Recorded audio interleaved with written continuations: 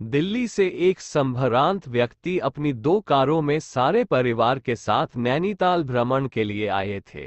आप यहाँ एक होटल में रहे और कुछ दिन इधर उधर सर्वत्र घूमने के बाद दिल्ली वापस जाना चाहते थे।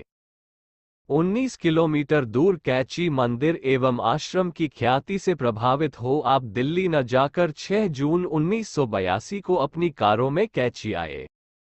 उस समय प्रवेश द्वार पर ट्रक से उतारी गई लकड़ियों का ढेर लगा था और आश्रमवासी उन्हें कंधों पर लाद कर भीतर ले जा रहे थे।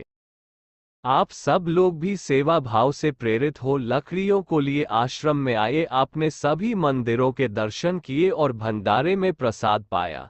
आपने श्री के दर्शन किए और उन्हीं से बाबा के बारे में जानकारी प्राप्त की।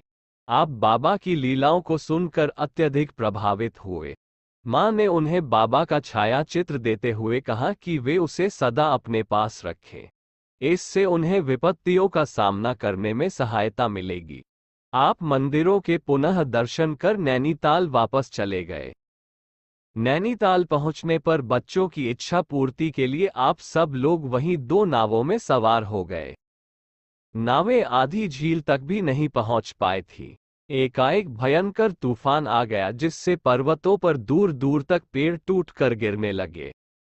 नावों के खेने वाले भी बच्चे ही थे। वे भयभीत हो गए और उनके हाथों से पतवारें भी झील में गिर गईं। आप अत्यधिक पवरा उठे पर उस आपातकाल में आपको एकाएक बाबा की अलौकिक शक्तियों का स्मरण हो आया। आपने मां से प्राप्त बाबा की फोटो को निकालकर अपने हाथ में ले लिया और बड़े आर्तभाव से चीखते हुए आप उनसे जीवन रक्षा की प्रार्थना करने लगे। इसके अतिरिक्त और कोई उपचार भी न था। बाबा ने तुरंत ऐसी लीला रची कि तूफान उसी क्षण शांत हो गया और बिना पतवारों की आपकी नाव किनारे की ओर ऐसी भागी जैसे स्टीम बोट जा रही हो। आप लोग किनारे पर उतरकर भागते हुए अपनी कारों में जा बैठे। इसके बाद फिर आंधी चल पड़ी और बड़े बड़े ओले भी गिरने लगे। कुछ समय बाद जब वायुमंडल शांत हुआ तो आप अपने होटल आ सके। दूसरे दिन दिल्ली वापस न जाकर आप फिर कैथी आश्रम आए और वहां बाबा के विग्रह के आगे अपनी कृतज्ञता व्यक्त करते हुए आपने अपना यह अनुभव आश्रमवासियों को सुनाया।